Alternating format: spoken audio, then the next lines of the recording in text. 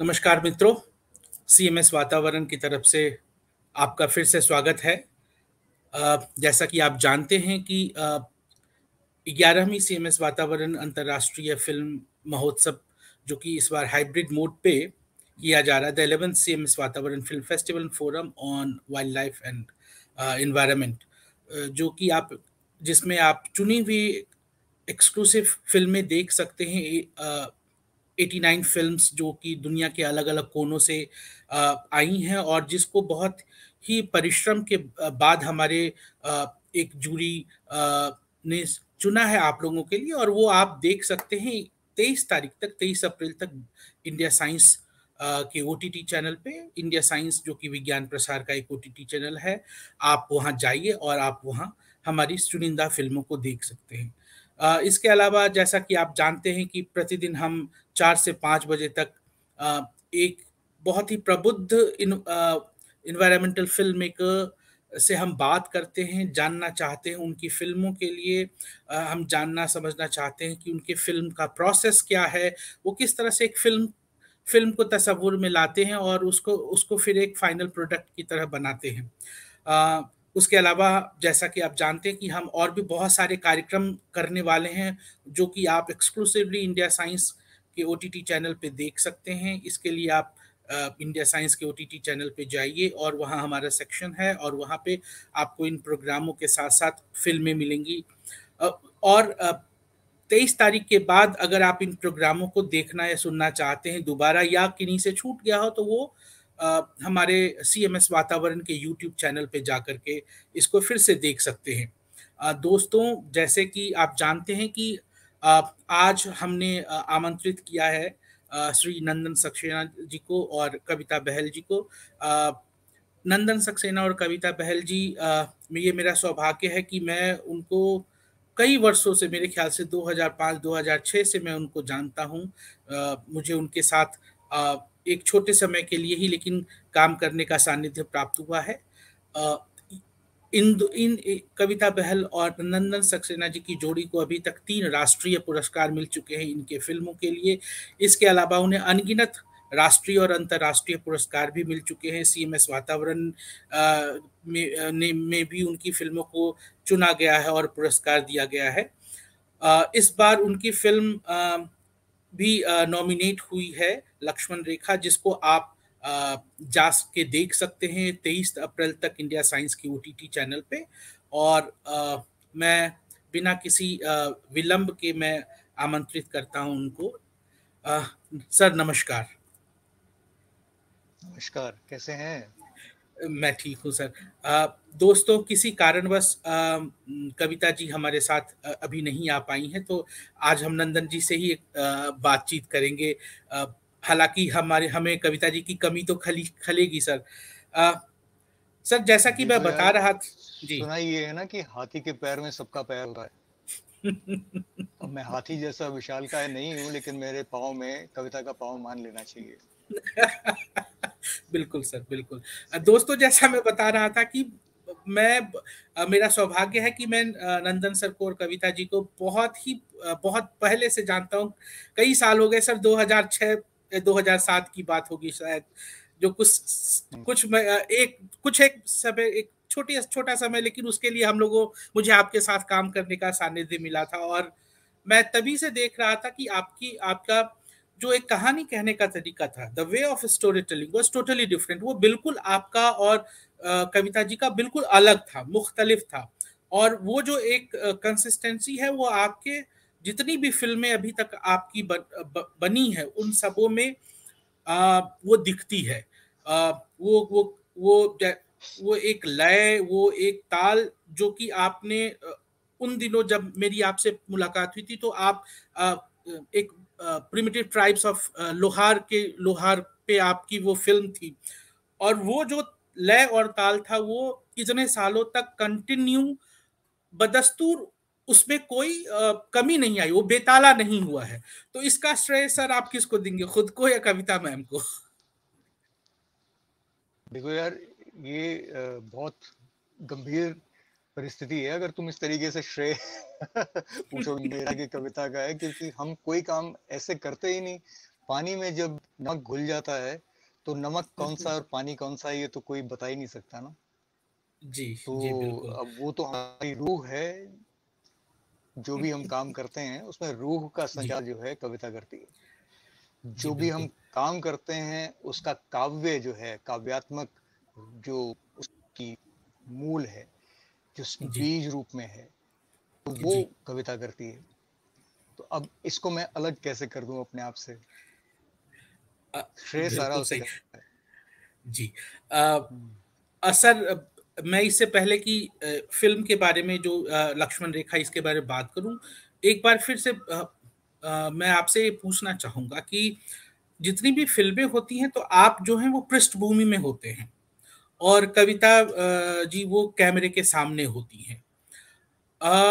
इसका कोई कारण है क्यों आप कैमरे के सामने आना नहीं चाहते? क्या आपको एक आनंद मिलता है पीछे से हर चीज़ संचालित करने में? देखो, मैं संचालित नहीं करता हूँ। कमाल की बात ये है, like a true documentarian, I you know I just मैं झोली फैला के खड़ा होता हूँ और जो ग्रेस मिल जाए उस झोली को फैलाए हुए, वो मैं पकड़ लेता हूँ, उठा लेता हूँ, ग्रास्प कर लेता हूँ। उतना ही काम जी, करता हूँ मैं। ये संचालित करेंगे तो फिर डॉक्यूमेंटेरियन नहीं बचे। हाँ जी, ठीक है, क्रिएटिव स्टोरी टेलिंग में कई चीजें, नुक्ते जो होते हैं हमें आगे जी, पीछे करने पड़ते हैं, वो सब बादस्तूर किए, लेकिन बावजूद उसके हम लोग कोशिश ये करते हैं कि रियलिटी के साथ बहुत ज्यादा ज्यादती ना की जाए। उसको जी, जैसे है उसको कैसे हम लामबंद कर सकें, कैसे उसको कैमरा बंद कर जी, सकें। तो कमिंग बैक टू क्वेश्चन, यार मैं कैमरा बहुत अच्छा करता हूँ। तो अब इसमें गड़बड़ी यह है कि अब मैं किसी और को आसानी से कैमरा देता नहीं अपने हाथ से। अब मेरे असिस्टेंट जब हुआ करते थे तो कमलजीत नेगी जैसे लोग हुआ करते थे जो अमिताभ बच्चन की फिल्में शूट करते हैं, मतलब विकी डोनर से लेकर और पता नहीं क्या क्या इकू इकू सब। तो अब इतने काबिल दोस्त जब मिल जाए तो मैं कैमरा हाथ से छोड़ता हूँ। जी, प्रासिल कुमार जो उसके बाद पहले आज तक में थे, फिर स्टार टीवी के चीफ कैमरा पर्सन हुए, एक आध जी, फिल्म उन्होंने हमारी रिकॉर्ड की। तो जी। अब जब उसके सामने फिर कोई और खड़ा हो तो मैं कैमरा अपने हाथ से छोड़ूं, नहीं होता तो भाई कैमरा तो मेरे हाथ में भी होता है, कविता के हाथ में भी होता है, लेकिन वो जी। मेरे पे फोकस कम करती है। ये बात मैं समझता हूँ। सर, जो आपकी फ़िल्में जो मैं इतने सालों से देख रहा हूँ और जो आप बना भी रहे हैं अधिकतर वो जड़, जंगल, ज़मीन इन्हीं से जुड़ी होती है। अ, तो ये जो फ़िल्म है लक्ष्मण रेखा, इसकी परिकल्पना कैसे की और फिर अ, किस तरह से बनाना शुरू किया? अभी हम उसकी शुरुआत तक वाला वो हिस्सा जानना चाहते हैं कि एक परिकल्पना से लेकर के बनाने की शुरुआत तक। हुआ ये कि हम गए जी अनुपम भाई मिश्र के पास। अब अनुपम जी, भाई तो अनुपम भाई हैं, उनकी तो उपमा जी, की नहीं जा सकती, तभी तो उनका नाम अनुपम है। तो जी, अनुपम भाई को हमने इल्तजा की कि हम आज भी खड़े हैं तालाब, जो उनका बहुत कमाल का वाटर बाइबल है, जी, मतलब विश्व प्रसिद्ध है। सभी लोग जो भी पानी पे काम करता है वो अनुपम भाई की इस किताब को बाइबल की तरह से इस्तेमाल करता है। और 18 मुल्कों में इसका तर्जुमा होके, और अपने देश में तो मतलब हर भाषा में इसका तर्जुमा हो चुका है, और लोगों ने अपने खेत बेच बेच के इसका तर्जुमा करके, ट्रांसलेशन करके और लोगों को बांटा है इसको। जी, तो ये बिल्कुल उस तरह की सहमत हूँ। चीज है। मुझे भी पढ़ने का सौभाग्य मिला। बहुत ही बेहतरीन किताब हाँ, है। जिन लोगों ने नहीं पढ़ी है, उनको ज़रूर पढ़ना चाहिए ये। बिल्कुल पढ़ना चाहिए। तो जिनको भी पानी पीने का शौक है, उनको आज भी खरे हैं तालाब जरूर पढ़ लेनी जी, चाहिए। जी, तो हम गए अनुपम भाई के पास कि हम आप पे और इस पुस्तक पे काम करना चाहते हैं और आप पे फिल्म बनाएंगे। तो उन्होंने हमें डांट दिया, कहते हैं क्या बात करते हुँ, हो यार, अब हम पे क्यों फिल्म बनाओगे तुम, मतलब हम जो काम कर रहे हैं अगर तुमको उससे थोड़ी भी दिलचस्पी है, या तुमको लगता है कि हाँ वो काम देश के लिए या ह्यूमैनिटी के लिए किसी भी तरह से अगर है, अच्छा काम है, तुम उसकी नींव में पानी डालो, उसकी नींव मजबूत करो, तो हम मुझ पे फिल्म बनाने की कोई जरूरत नहीं है। फिर उन्होंने हमें सूत्र भी थमा दिया, कहते हैं देखो यार, इस किताब को पढ़ के जो लोगों ने काम किए हैं बहुत सुंदर काम है, तो मौलिक काम है बिल्कुल, और आधारभूत ढांचे को ठीक करने वाले काम है। तो अगर तुम्हें उचित लगे तो ऐसे 2-3 शख्स पकड़ लो जिन लोगों ने इस किताब को पढ़ के कोई भी अच्छा प्रयोग किया हो अपनी अपनी क्षेत्र में, अपने अपने इलाके में। तो भारती जी का नाम लिया, मौली खाल जाली खाल के इलाके में उत्तराखंड में भारती जी ने बहुत सुंदर काम किया है। फिर उन्होंने कहा कि दूदू में लक्ष्मण सिंह जी का काम बहुत सुंदर है, आप जाके देख के आइए। तो हम जाली खाल मौली खाल नहीं पहुंच पाए, 2 बार गए वहां कॉबेट तक, लेकिन भारती जी मोबाइल फोन नहीं करते थे उस समय, अब पता नहीं करते हैं कि नहीं करते, तो उनसे संपर्क ही नहीं हो पाया। पता ये लगा कि वो है नहीं इस वक्त, और कहीं भ्रमण पे निकले हुए हैं, मतलब अंदर अंदर अंदर अंदर पहाड़ों में, और नई खाल बनाने के लिए, खाल तलैया को कहते हैं, उसमें कविता कह रही है नंदन थोड़ा सा छोटा रखो इसको वरना लोग सो जाएंगे। नहीं नहीं।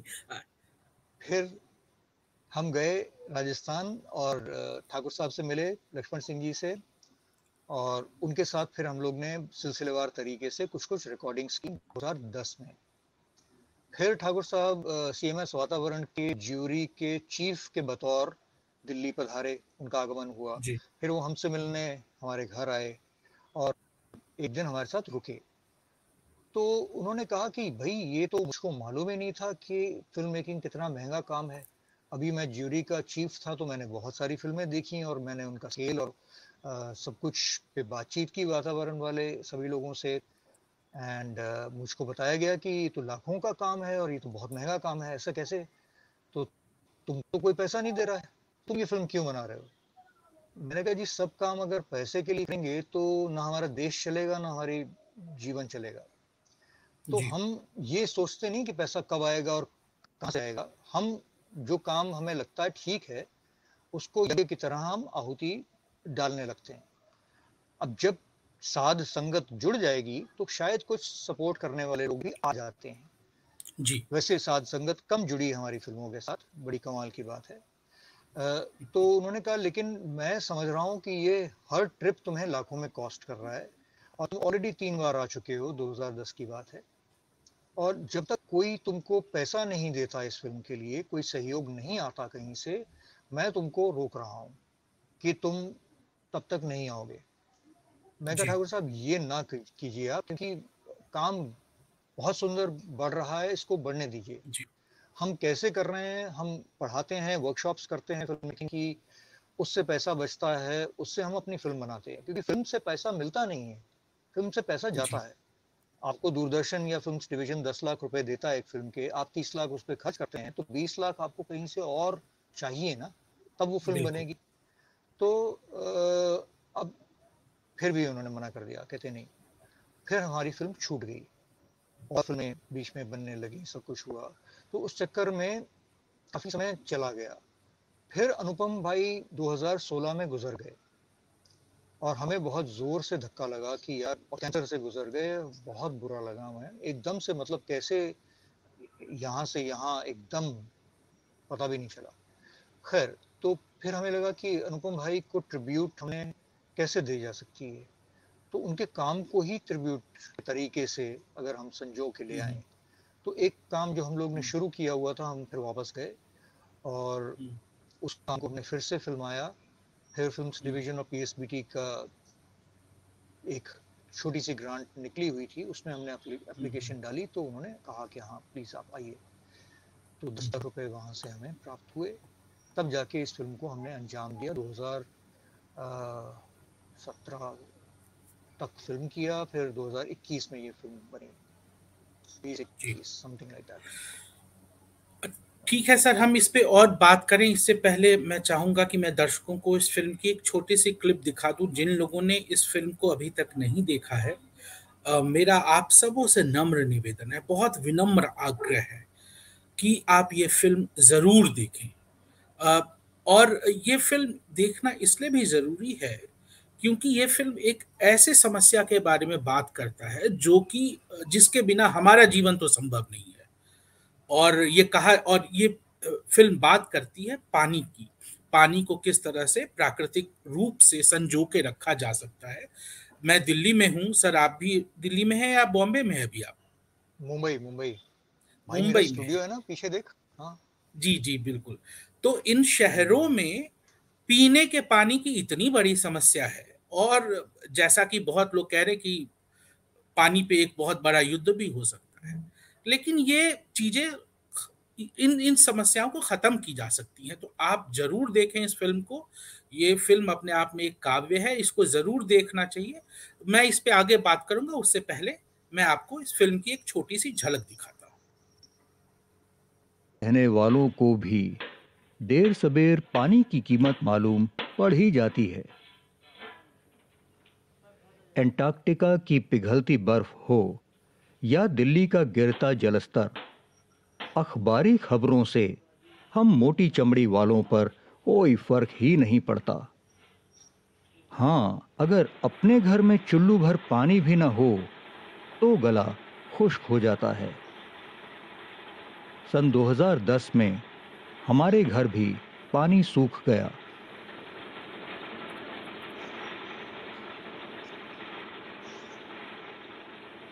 अब तो पर्यावरण के पंडित भी कह रहे हैं कि रेगिस्तान दिल्ली को निगल जाएगा। और सिर्फ दिल्ली ही नहीं, सन 2021 तक ज्यादातर महानगरों का भूमिगत जल खत्म हो चुका होगा।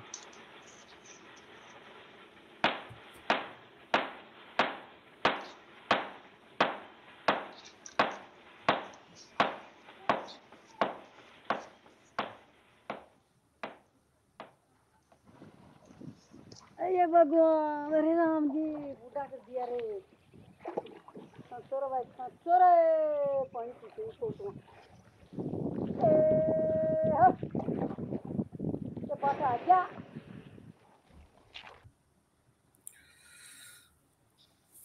तो ये उसकी क्लिपिंग थी शुरुआत की। फ़िल्म 61 मिनट की है, 1 घंटे की है। बेहतरीन फ़िल्म मैं कह सकता हूँ इसको। चूँकि हम इस बार हाइब्रिड मोड में ये फेस्टिवल कर रहे हैं, तो सर मैं आपको बताना चाहूँगा यहाँ पे सब सारे दर्शकों के समक्ष कि हम लोगों ने ये सोचा है कि आगे हम फेस्टिवल जो हम करते हैं, अ, हम आगे अभी 2 साल तक जितने भी जो ऑफ़लाइन फेस्टिवल्स करेंगे और डिस्कशंस करेंगे वाटर्स पे, क्लाइमेट चेंज पे, हम ये फ़िल्म ज़रूर दिखाएँगे वहाँ पे, भारत के वाह। अलग-अलग हिस्सों में। और भी फ़िल्म दिखाएँ। ये फ़िल्म जो है हम परमानेंटली हर जगह दिखाएँगे क्योंकि एक बहुत ही अ, जेन्युइन जो कारण है जो हमारे जीवन से जुड़ी हुई है, अ, उसके बारे में बात करती है। तो हम बात कर रहे थे कि एक लंबा समय लगा इसके बारे में इसकी परिकल्पना करने में आपको, और फिर वो समय आया जब आप चले इसकी शूटिंग के लिए। आपको कितना वक़्त लगा इसमें और क्या ये आसानी से हो गया या इसके बीच में परेशानियाँ भी आईं? और किस तरह से वो फ़िल्म ऐसी बनी जो अभी है दर्शकों को देखने के लिए? बीच में फिल्म छूट गई कई साल, क्योंकि 2010 में हमने शुरू किया और फिर 6 साल कुछ नहीं हुआ। 2017 में हमने फिर से इसका सूत्र पकड़ा। तो उससे जी, नुकसान भी हुए, फायदे भी हुए। फायदा ये हुआ जी, कि हम एक चीज को यहाँ से लेकर यहाँ तक का हम पूरा दिखा जी, पाए कि ये धरातल है, ये वो जी, काम है जो परवाज लिए हुए है। और जी, अनुपम भाई ने जब हमें भेजा है तो उस समय काम किस सतह पे खड़ा है, कितना मजबूत है, जी, कितना अच्छा जी, लग रहा है। फिर हम जी, जिस वक्फे में नहीं गए, उस समय नरेगा आ गया। नरेगा ने आपके ग्रामीण रोजगार का नया सिलसिला तो कायम किया, लेकिन लोगों का जो वॉलंटियरिज्म का एक जज्बा था हमारे मुल्क में, जी, जो जी, हम साझा चूल्हा से लेकर साझा काम तक हम बहुत सारी चीजें मिलके करते थे।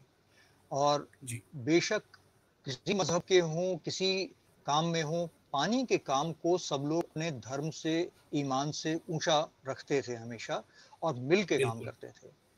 फिर जब ये तंत्र शुरू हुआ तो गांव में लोग इकट्ठा होना कम हो गए सांझे काम के लिए।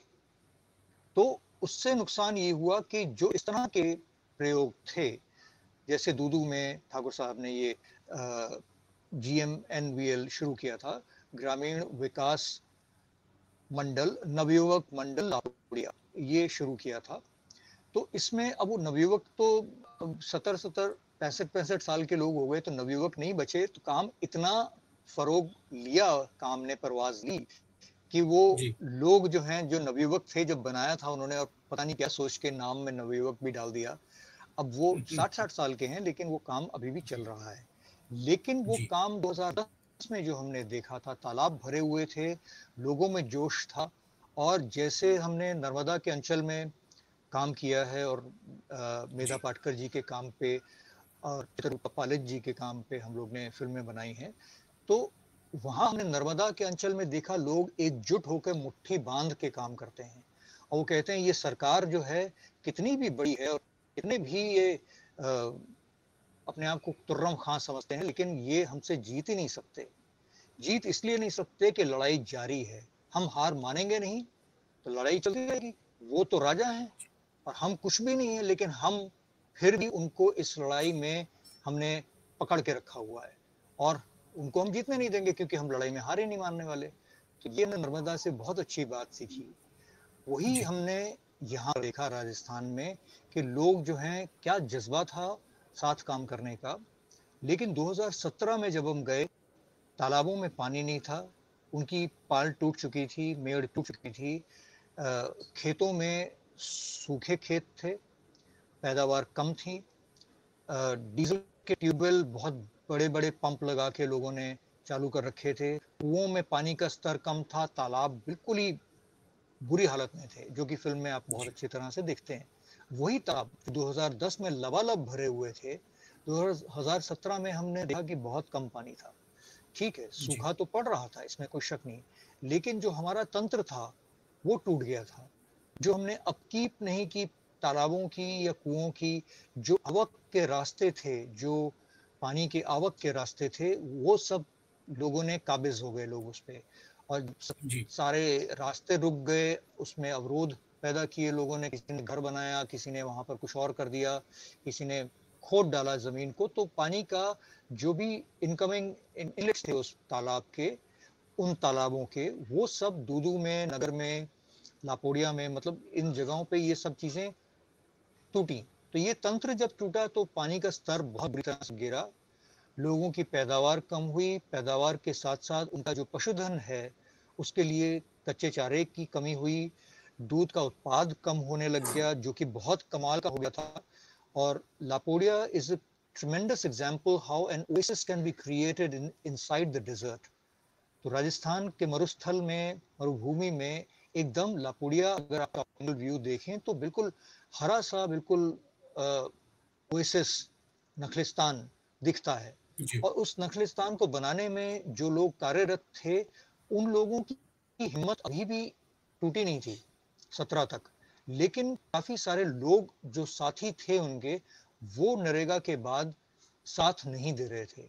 और गांव में मतलब बहुत सस्ते में पहले ये लोग काम करते थे, अब नरेगा में एक फिक्स्ड पैसा मिलने लग गया, बहुत अच्छी बात है, गांव उसका स्तर बढ़ा काम का। लेकिन काम सिर्फ कागज पे होने लग गए।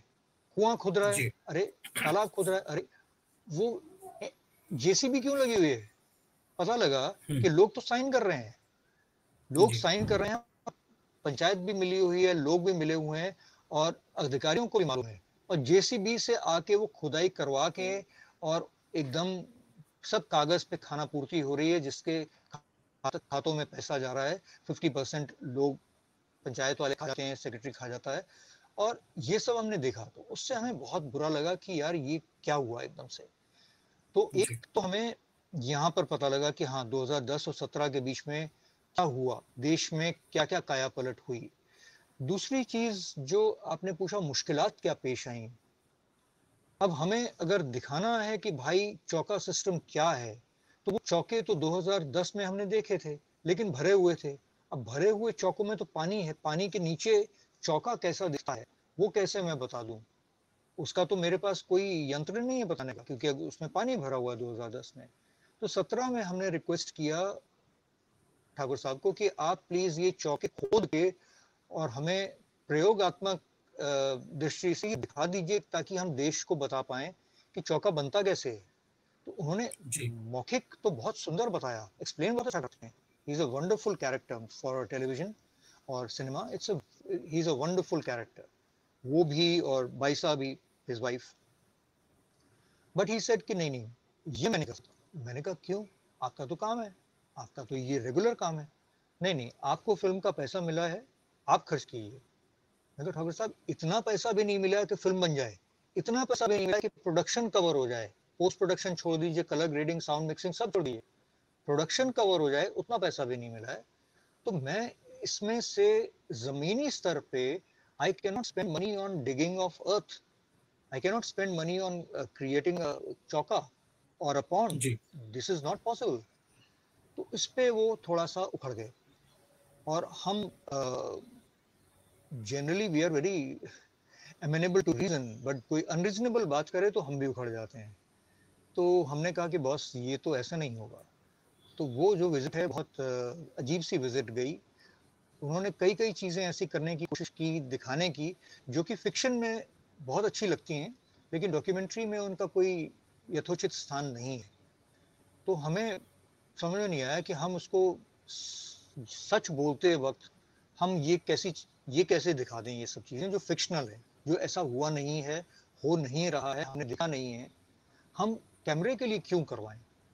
तो हमने समझाने की चेष्टा की, बहुत पुरजोर कोशिश की मैंने, कविता ने, सब। वो पूरा एक डायरी लेके बैठे थे, उनको पूरी, जैसे वो प्रॉपर हिंदी फिल्में होती है ना, मनोज कुमार के बहुत जबरदस्त फैन है वो। फिल्म में आपने देखा होगा मनोज कुमार का गाना भी गाते हैं। तो उनको लगा यार फिल्म बन रही है तो फिल्म तो कैसे भी बन सकती है, मैं घोड़े पे आ सकता हूँ और डाकुओं को भी मैं गिरा सकता हूँ और मेरे कंधे पे बंदूक भी हो सकती है। ये सारी बातें उन्होंने बोली। तो मैंने कहा कि ठाकुर साहब ये सब नहीं होने वाला है, I am so sorry, but ये सब तो एक बिल्कुल नहीं सीन है होने सर, वाला। आपने बंदूक की बात की, एक सीन है, मैं सोच भी रहा था, मैं पूछूंगा आपसे कि वो बाईसा से बात कर रहे हो, उनके बंदूक क्यों बगल में है? सचमुच एक बंदूक रखी हुई, ऐसा क्यों? वो सेटिंग उन्होंने खुद की, मैंने नहीं की। मैं कभी भी डॉक्टर नहीं करता हूँ कि पीछे क्या दिख रहा है क्या है। वो ठाकुर साहब ने सेटिंग खुद की। वो बाजे वाला आइडिया मेरा था, क्योंकि वो बाजा वो बहुत बहुत पुराना अच्छा। था, उस पर वो सुना करते हाँ थे, उन्होंने किस्सा सुनाया। तो मैंने कहा कि बाजा दिखाइए। कहते हैं बाजा चलता नहीं। मैंने कहा क्यों, हम रिपेयर करा देते हैं।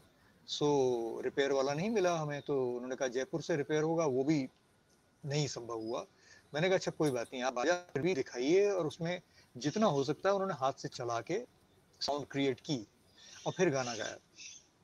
उसके पीछे बंदूक क्यों रख रहे हैं? मैंने कहा अरे ठाकुर लोगों के घर में बंदूक होती है, अब हम क्या करें? मैंने कहा अच्छा ठीक है रख लीजिए, मुझे, मेरे बाप का क्या जा रहा है, आप रखिए, बाकी जो देखने वाला है वो अपने आप दो के चार करेगा, मुझे क्या मतलब है।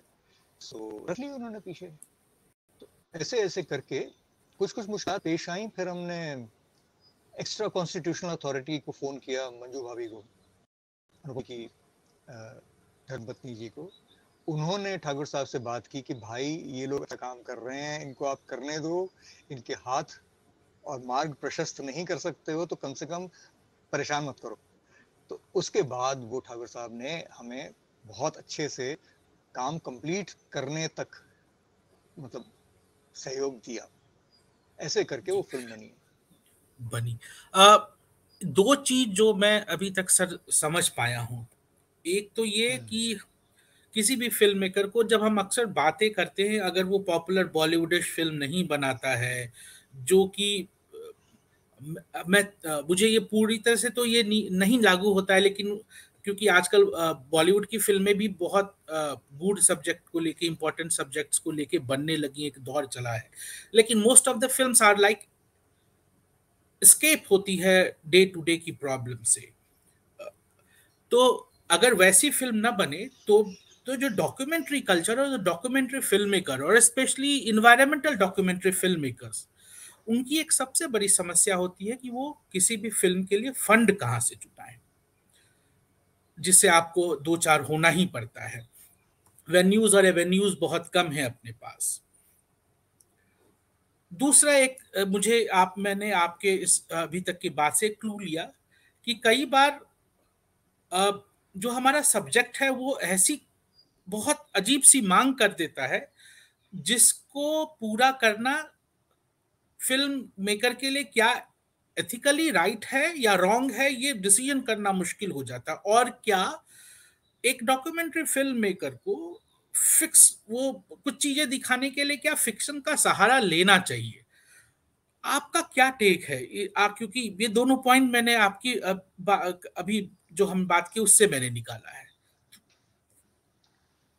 तो जो जहां तक फंडिंग का प्रश्न है, ये हमारे देश में बड़ी कमाल की विषम परिस्थिति ये है कि जितने इंस्टीट्यूशंस बचे कुछ भी थे, मतलब पीएसबीटी, फिल्म डिवीजन, वो सब भी अब लोगों ने कहा कि boss pack up your bags, इस देश में डॉक्यूमेंटरी या डॉक्यूमेंटेरियन की कोई लोड नहीं है, जरूरत नहीं है, दरकार नहीं है। सो आप लोग अपना बोरिया बिस्तर संभालिए और जाइए। तो पहले से ही किल्लत थी, देश बहुत बड़ा है, फिल्म मेकर बहुत हैं, इश्यूज बहुत हैं, समस्याएं बहुत हैं, और अच्छे प्रयोग बहुत हो रहे हैं। मैं ये नहीं कहता हूँ कि सिर्फ समस्याओं पे फिल्म बननी चाहिए। हमने बहुत सारी फिल्में बनाई हैं, पॉजिटिव फिल्में हैं, जो समस्या को सिर्फ संदर्भ की तरह से लेते हैं और उसके बाद लोगों ने क्या प्रयोगात्मक काम किया है, क्या मौलिक काम किया है उससे बाहर निकलने के लिए। अब उसके लिए भी अगर हम फंडिंग नहीं दे पा रहे, बतौर अ कल्चर, बतौर अ पीपल, बतौर अ स्टेट को मैं सबसे आगे नहीं रखता हूँ, क्योंकि वो राजा हैं, हम लोग तो मांगने वाले हैं, ये आइडिया ही ठीक नहीं है। मैं कहता हूँ कि भाई बतौर अ कंट्री, बतौर अ सिटीजनरी, हमने ऐसे फिल्म मेकर्स को, ऐसे स्टोरी टेलर्स को, ऐसे पोएट्स को हमने क्या नवाजा? किसी भी इनाम इकराम भूल जाइए, हमने सहयोग जाके नहीं दिया। कॉटन फॉर माई श्राउड, जिसे पहला नेशनल अवार्ड मिला, हम लोग को 3 मिले हैं, तो पहला उसको मिला था। बहुत महंगी फिल्म है, 25 लाख हमने 25 से 30 के बीच में खर्च किए और उसको भी 5 साल लगा के हमने बनाया, और उसमें 25 पैसे का सहयोग, किसी के धनराशि के का सहयोग नहीं है। नेशनल अवार्ड में 1 लाख रुपए का पर्स मिलता है, थैंक यू वेरी मच। कोई दिखाने को तैयार नहीं था, ना दूरदर्शन, ना एनडीटीवी। कहते हैं कि भाई क्या बात करते हो, इतनी ज्यादा स्ट्रॉन्ग हार्ड हिटिंग फिल्म, मतलब हमारे तो होश फाख्ता है देख के, तुम कह रहे हो दिखा दो, क्या बात करते हो, छोड़ दो। फिर एक आध चैनल ने हमसे दरकार की, गुजारिश की कि भाई दिखा दीजिए, तो कहते हैं 3 लाख रुपए देंगे। मैंने कहा भाई 30 लाख रुपए की फिल्म है, आप 3 लाख रुपए देंगे, मैं आपको कैसे दे सकता हूँ? तो नहीं दी मैंने, मेरे पास राइट्स हैं, पूरे दुनिया में दिखाई गई है, पूरे दुनिया में कई यूनिवर्सिटीज के कई लोगों से मेरी बातचीत हुई जो मुझे नहीं जानते हैं, जब मिलते हैं और बात होती है तो कहते हैं अच्छा are you the maker of that film? मैंने कहा हाँ। कहते हैं हमने दिखाई है अपनी यूनिवर्सिटी में। तो ऐसे करके कमाल कमाल के लोगों से और कमाल कमाल के फेस्टिवल के क्यूरेटर्स से बातचीत होती है, and they have seen the film, they have shown the film. तो the film acquires a life of its own. मैं अभी भी नेटफ्लिक्स को देने को तैयार हूं, अगर नेटफ्लिक्स मेरे दरवाजे आता है तो मैं कटोरा लेके उनके पीछे भी जाने नहीं वाला हूँ। मतलब ठीक है, मैंने फिल्म बनाई, बहुत सुंदर फिल्म है, मुझे भी अच्छा लगेगा अगर लोग देखेंगे, लेकिन अगर लोगों को अच्छी फिल्में चाहिए तो नेटफ्लिक्स को चिट्ठी लिख के भेजें कि भाई ये फिल्म तुम क्यों नहीं ले रहे हो। मेरा काम नहीं है, मेरा काम बनाना है, बाकी काम आप लोगों का है, समाज का है, उन संस्थाओं का है जो बड़े बड़े काम कर रहे हैं। मैं तो बहुत छोटा छोटा काम करता हूँ, मेरे को छोटा काम ही करना सर होता है। यहाँ ये पे मेरा मैं रोकना काम है। चाहूंगा। मैं ये आप तो इतने सालों के संघर्ष के बाद, और एक नाम है नंदन सक्सेना और कविता बहल, एक नाम है, एक इंस्टीट्यूशन हो गया है, लेकिन जो यंग जनरेशन है जो निकल के आ रही है अभी, जो फिल्में बनाना चाहती है, सबसे पहले वो क्या करे? दूसरी बात, ये भी हम कह सकते हैं कि भाई देखो, अब तो टेक्नोलॉजी बहुत आसान है, अब तो तुम अपने आईफोन 13 प्रो लो, खरीद लो और उस पे फिल्म बनाओ और अपने लैपटॉप पे करो। तुम्हें क्या जरूरत है 30 लाख रुपए की? हाँ, तुम फीचर फिल्म थोड़ी बना रहे हो, तुम तो डॉक्यूमेंट्री बना रहे हो। हाँ, हमारे यहाँ तो डॉक्यूमेंट्री का मतलब ही वही होता है। आप क्या कहेंगे इस पे? 2 बात। पहली बात ये कि हाँ iPhone 13 Pro मेरे पास भी है, लेकिन ये बहुत कमाल का काम करता है, ProRes पे रिकॉर्ड करता है, 10 बिट में 4:2 में सब कुछ करता है। और जहां पर मैं एक्सेस नहीं होता है मुझे बड़े कैमरे को लेके जाने का, मैं इस कैमरे पे कुछ भी कर सकता हूँ। मतलब iPhone 13 Pro Max and really this is का स्टैंडर्ड, इससे काम किया जा सकता है। लेकिन केवियट ये है कि इसमें काम करने के लिए मुझे अपनी स्किल लेवल में इजाफा करना पड़ा। और ये मैं तब कह रहा हूँ जब मैं फिल्म मेकिंग की और सिनेमेटोग्राफी की वर्कशॉप्स 2007 ऑनवर्ड सिलसिलेवार तरीके से मैं और कविता करते आए हैं। माने हमने करीब देश में 60 से ज्यादा वर्कशॉप्स बड़े फेस्टिवल्स में, CMS वातावरण में 4 बार, international film festival of India IFFI Goa 4 बार, कोलकाता फिल्म फेस्टिवल 2 बार, मुंबई फिल्म फेस्टिवल 3 बार। इस तरीके से हर बड़े फिल्म फेस्टिवल में हम लोग की वर्कशॉप कई दफा दिखाई जा चुकी, मतलब इनवाइट हो अभी चुकी है। National science film festival of India में भी गोवा में आपने अभी दिसंबर में किया था वर्कशॉप, विज्ञान प्रसार वालों के साथ, DST के विज्ञान साथ, प्रसार गोवा के में साथ, आप भी वहां थे। तो जिनका मैं ये प्लेटफॉर्म हम कहता अभी हूं यूज कि कर रहे हैं, बिल्कुल जिन्होंने होस्ट किया हुआ है हमें बड़े जिन्होंने उदार हमको हृदय होस्ट से। किया हुआ है। जी बिल्कुल, तो बहुत उदार इस हृदय से, मैं पे बहुत मैं बहुत फिल्म धन्यवाद बनाने की करता हूँ उनका। कोशिश, बिल्कुल इस पे फिल्म बनाने की कोशिश जब मैंने शुरू की तो मुझे समझ में आया कि इसका अपना लर्निंग कर्व है, इसके अपने पेचीदगियां हैं और वो मुझे सीखने की दरकार है। तो ऐसा नहीं है कि आपके हाथ में अगर छोटा सा फोन है तो वो सब कुछ जादू से कर देता है।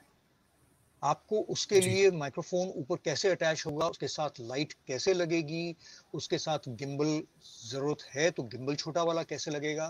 तो मैंने ये सारी चीजें खरीदी, उसके साथ पूरा का पूरा प्रैक्टिस की। अब मैं वर्कशॉप्स में इसका सेशन लेना शुरू किया। मैंने गोवा वाली वर्कशॉप से ही पहला सेशन वही था।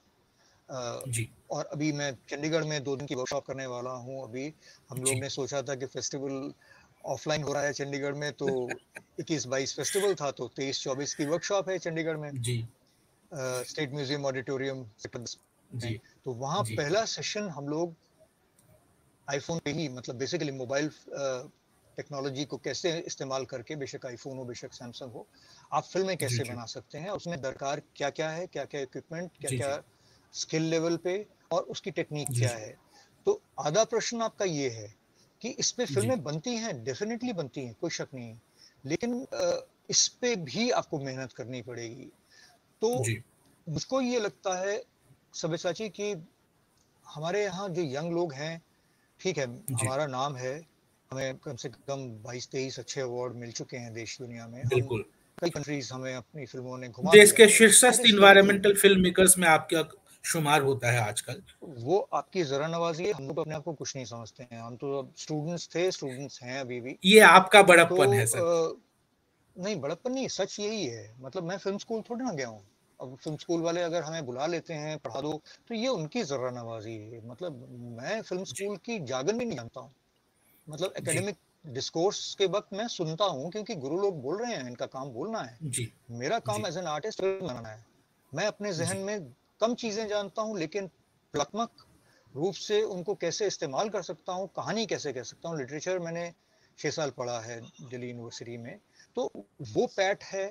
तो लिटरेचर और उस तरह की पोइट्री की जो सूक्ष्म चीजें हैं वो हमारे गुरु लोगों ने, किरोड़ीमल कॉलेज दिल्ली यूनिवर्सिटी, फिर arts department faculty of arts Delhi university, masters वहाँ से किया। तो उन लोगों ने हमें इतना अच्छे से सिखा दिया कि कविता और मैं दोनों उस सतह से नीचे नहीं गिरते, क्योंकि वो सतह हमारी बहुत मजबूत है, उसकी नींव बहुत अच्छे गुरुओं ने डाली थी।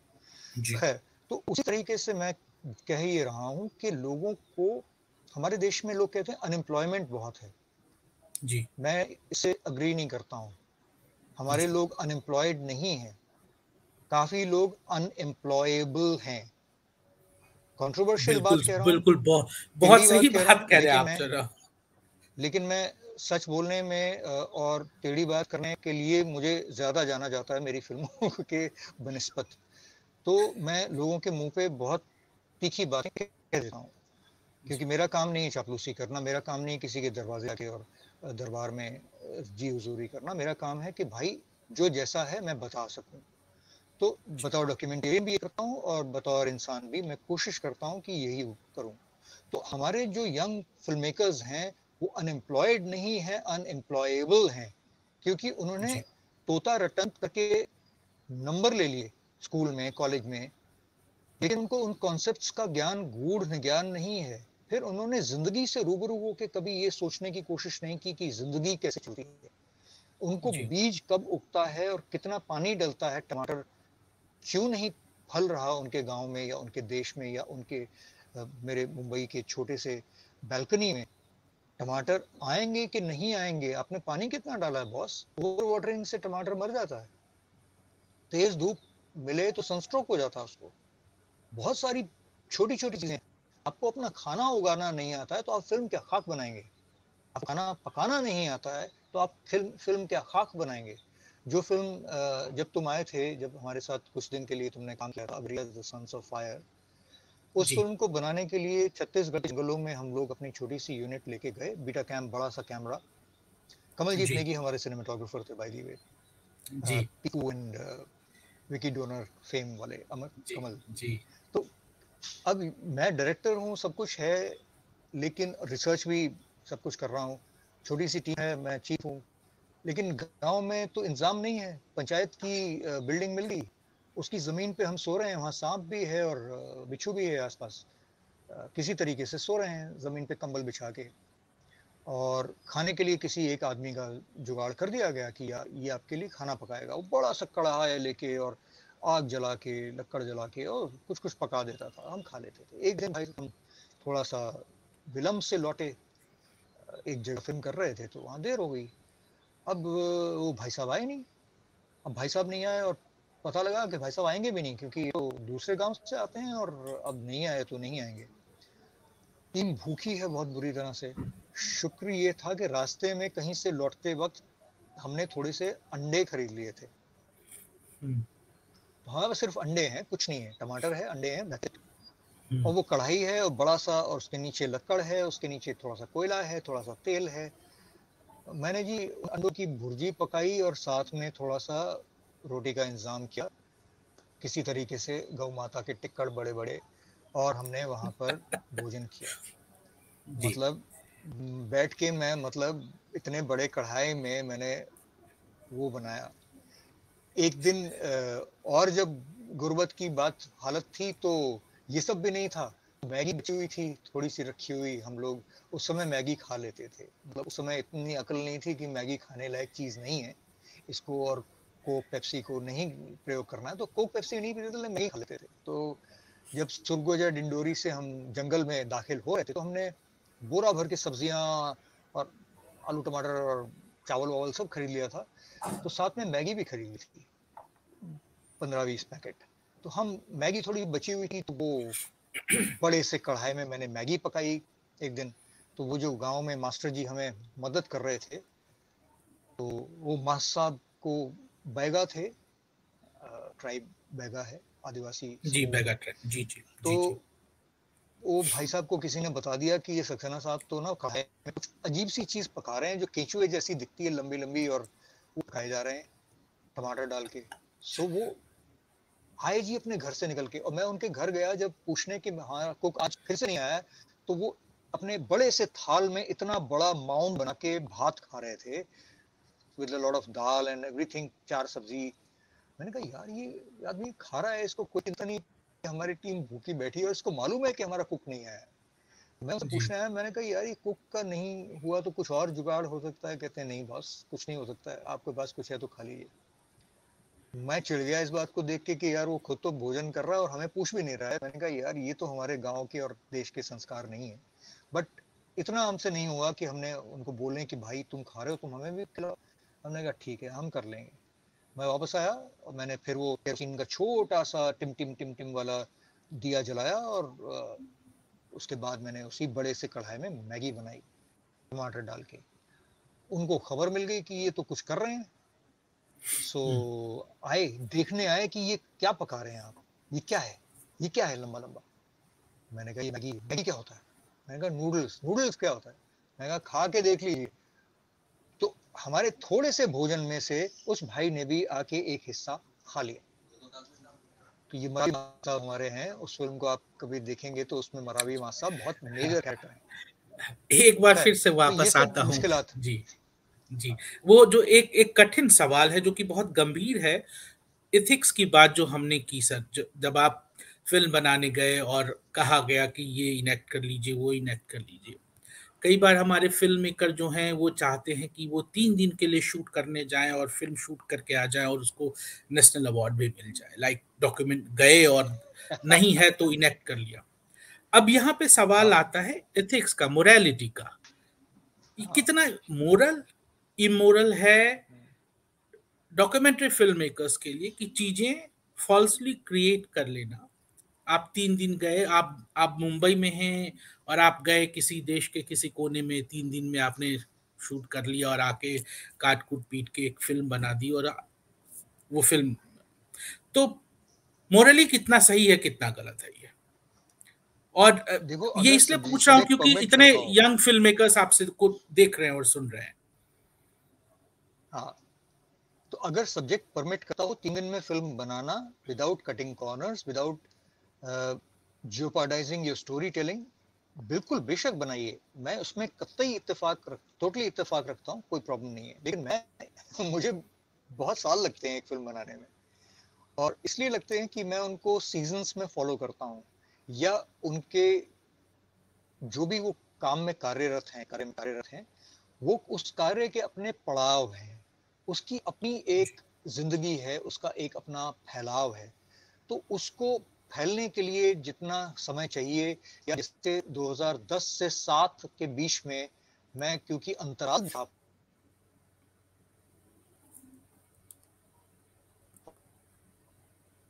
पाया कि ये 7 साल में कहानी कहां से कहां चली गई, तो वो तो मैं नहीं कहूंगा, क्योंकि एपिक तो बहुत बड़ी चीज होती है। फिर भी 7 साल भी अगर हम फॉलो कर पाए, अपने क्या दिखा पाए कि हाँ इन्हीं में कितना अंतर आया है, इन में कितना अंतर आया, स्तर में कुछ ठीक काम किया, कि भाई देखो, कहानी में डंडी मत मारो, उसी तरीके से अपने स्किल सेट को पहले मजबूत करो, कहानी कहने के लिए जो टूल्स चाहिए वो इकट्ठा करो। बेशक वो कैमरा हो, अब जैसे 2 minute, ji,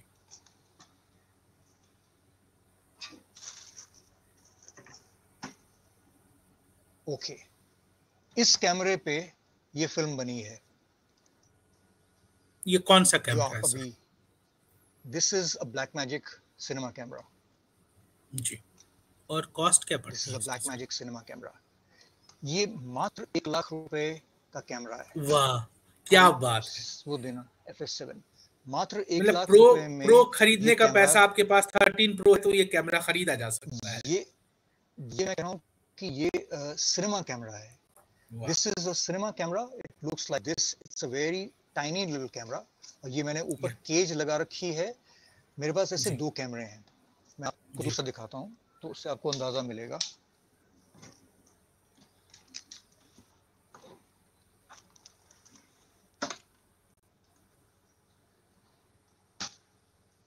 okay, so this looks like this, जी जी, लुक्स लाइक दिस। ओके, और ये कैमरा मैंने जापान से खरीदा था, विद लेंस, विद 1 लेंस, 1,05,000 रुपए में। अदरवाइज हिंदुस्तान से खरीदे तो थोड़ा सा महंगा पड़ रहा था। So it looks like it's a very tiny little camera, right. Hmm, this is a pocket cinema camera. तो हम्म, अब पॉकेट सिनेमा 2 यूज किए हमने इन टैंडम, एक कविता के हाथ में, एक मेरे हाथ में, तब जाके ये फिल्म बनी, क्योंकि हमने इसको रॉ पे फिल्म किया है, राइट। और उसमें हमने सिग्मा का, ये आप लेंस देखिए, this is an art series lens, Sigma art series, उसको हम लोग ने इस्तेमाल किया है जी mostly, apart from the prime lenses 12 millimetre and 17 millimetre and 14 millimetre prime lenses, Olympus के प्राइम्स हमने यूज किए। तो जो फिल्म, इस फिल्म की बात करें अगर, लक्ष्मण जी रेखा की, तो जी, इस फिल्म की जो क्वालिटी है वो इतनी खूबसूरत, इतनी प्रिस्टीन क्यों है? क्योंकि भाई जो चीज आप रॉ पे फिल्म कर रहे हैं तो उसमें रंग, एक तो पूरे ब्रॉडकास्ट फुल स्पेक्ट्रम कलर है आपके पास, 4:2 कलर स्पेस में आप काम कर रहे हैं, 4:2 से बेहतर कलर स्पेस में आप काम कर रहे हैं क्योंकि रॉ में काम कर रहे हैं, आप 10 बिट पे काम कर रहे हैं, प्रोरेस HQ पे रिकॉर्ड कर रहे हैं या आप रॉ पे रिकॉर्ड कर रहे हैं। और कमाल की बात करूं तो प्रोरेस HQ पे एक कैमरा हो और एक रॉ पे हो तो आपस में मैच नहीं करेगा, ध्यान रखना। जी तो दोनों को या तो रॉ पे रखो या दोनों को प्रोरेस HQ पे रखो। और राजस्थान में इस कैमरे की दरकार क्यों पड़ी? मेरे पास ये भी है, जी राइट, और जी मेरे पास अल्फा 7 III भी है, लेकिन इस कैमरे की दरकार क्यों पड़ी?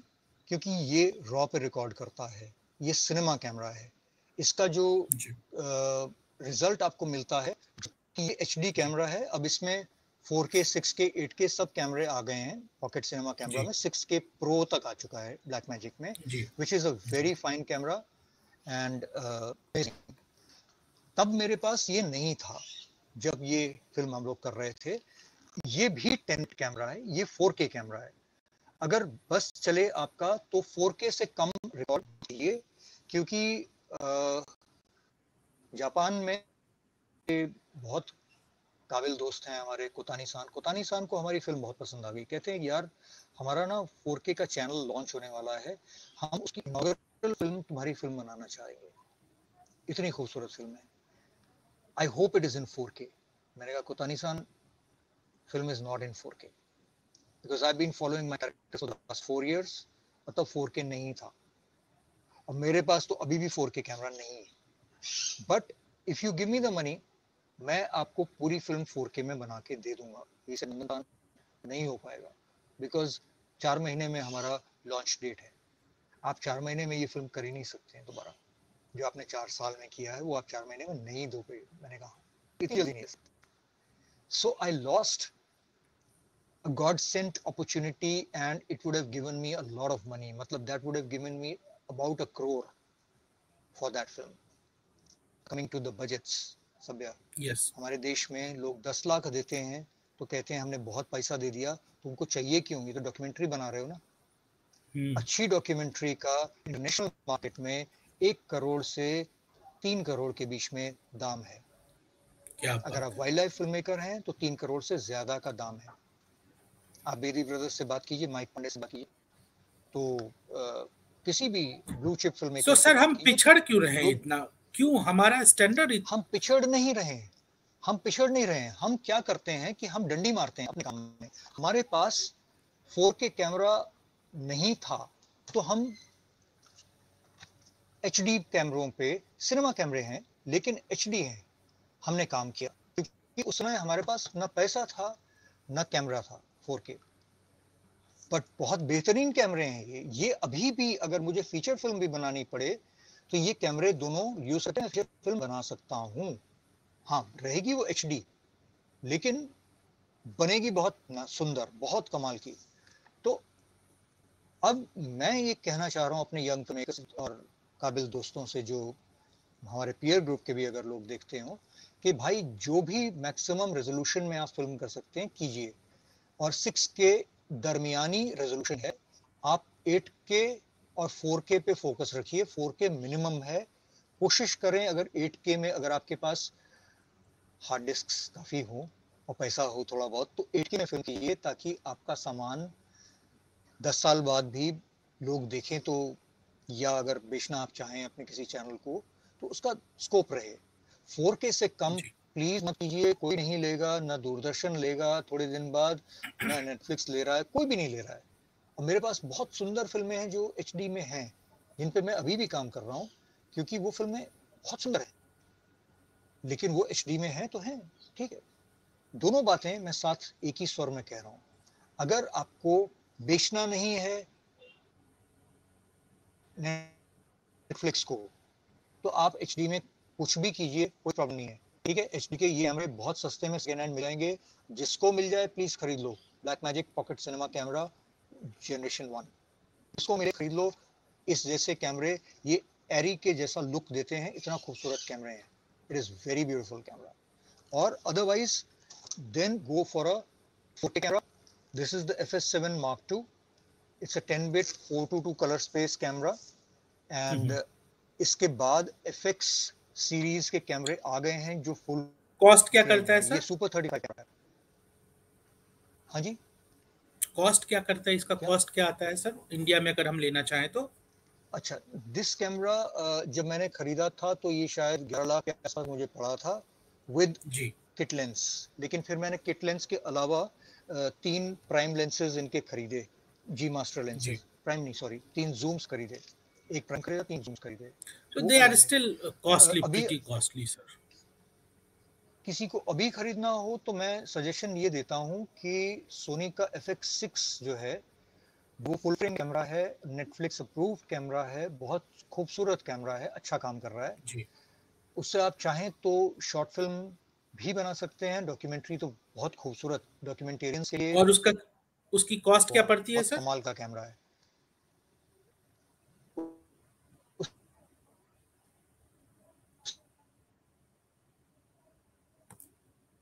उसकी शायद 6 लाख के आसपास की। जी जी जी जी। सर बातें तो बहुत करनी है आपसे, करनी थी, लेकिन वक्त यूं गुजर रहा है पता भी नहीं चला। मैं बिल्कुल आखिरी उसमें आ गया हूँ इस फिल्म के, हमारे इस प्रोग्राम के ड्यूरेशन के कुछ एक मिनट ही मेरे पास बचे हैं। मैं संक्षिप्त में फिर से वही एक आपसे जानना चाहता हूँ कि ethics and morality, how important it is for a filmmaker? देखो, एज ए डॉक्यूमेंटेरियन मुझे रियलिटी को डॉक्टर करना गलत लगता है। और ठीक है, लोग क्रिएटिव डॉक्यूमेंट्री के नाम पे लाइसेंसेस ले सकते हैं, इसमें कोई शक की बात नहीं है, लेकिन रियलिटी को डिस्टॉर्ट नहीं करना चाहिए। और जो चीज आप देख रहे हैं वो आप यकीनन कह सकते हैं कि ऐसा है। जो चीज बनाई गई है कैमरे के लिए वो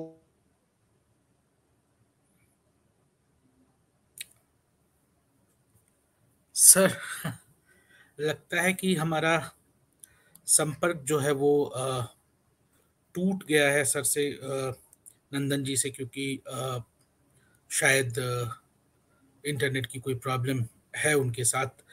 वैसे भी हम इस कार्यक्रम के बिल्कुल आखिरी पल तक आ गए हैं, और मैं अपनी तरफ से फिर से एक बार नंदन जी को बहुत बहुत धन्यवाद देना चाहूँगा कि उन्होंने समय निकाला और वो इस कार्यक्रम में आए। हमने उनसे बहुत सारी बातें की। एथिक्स और मोरालिटी की एक बात थी जो हम फिर कभी दोबारा से उनसे ज़रूर करेंगे। ये एक ऐसा सब्जेक्ट है जो एक प्रॉपर समय मांगता है, बहुत गूढ़ सब्जेक्ट है। और एक फिल्म मेकर को, क्योंकि फिल्म मेकर के ऊपर एक बहुत बड़ी जिम्मेदारी होती है, समाज उसकी चीज उस आईने से देखता है, तो वो समाज में नियम कानून, एक मोरालिटी को इम्प्रूव करने वाले इंस्ट्रूमेंट होता है उसके पास, तो उसकी जिम्मेदारी बहुत होती है। तो हम इस पे जरूर बात करेंगे। मैं आपको फिर से कहूँगा कि आप इंडिया साइंस के OTT चैनल पे जाइए, आप वहाँ ये फिल्म देखिए, लक्ष्मण रेखा बहुत अच्छी फिल्म है। और हर एक व्यक्ति जिसको लगता है कि पानी उसके लिए आवश्यक है, तो उसको ये फिल्म जरूर देखनी चाहिए। और जैसा कि मैंने आनंदन जी को कहा कि आने वाले समय में CMS वातावरण जब ट्रैवलिंग फिल्म फेस्टिवल करेगा भारत के अलग अलग शहरों में, वहां हम ये फिल्म जरूर दिखाएंगे। तो आप सब लोग जो इतने धैर्यपूर्वक 1 घंटे से हमारे साथ जुड़े हुए हैं, बहुत बहुत धन्यवाद आपका। और ये कार्यक्रम मैं ख़त्म करना चाहता हूँ, और मैं आपको फिर से कहना चाहूँगा कि आप जुड़े रहिए।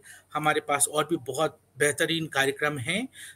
कल भी हम एक इसी तरह से एक इनलाइटन ह्यूमन बीइंग, एक जो फिल्म मेकर होता है वो अपने आप में इनलाइटन ह्यूमन बीइंग होता है, मेरा ये मानना है। तो एक इसी तरह के एक व्यक्ति से, हम एक फिल्म मेकर से हम कल भी बात करेंगे 4 बजे से 5 बजे तक। आखिरी में मैं फिर से धन्यवाद देना चाहता हूँ इंडिया साइंस ओटीटी चैनल विज्ञान प्रसार को, अपने सारे पार्टनर्स को जिनकी मदद से हम ये प्रोग्राम कर रहे हैं, Canadian high commission in India, Chitkara university, pollution control board of Haryana, forest and environment department government of Haryana, MOFCC government of India, उसके अलावा green film network, IUCN, CEC, आप सब लोगों का बहुत बहुत धन्यवाद है। मैं इसके साथ ही अपनी टीम का भी बहुत बहुत धन्यवाद देना चाहता हूँ। सो दोस्तों, फिर मिलते हैं कल एक नए फिल्म मेकर के साथ। तब तक 11 से 23 तारीख जो हमारी ये फेस्टिवल ड्यूरेशन है, जाइए और बेहतरीन फिल्में देखिए इंडिया साइंस OTT चैनल पे। धन्यवाद, शुभ रात्रि।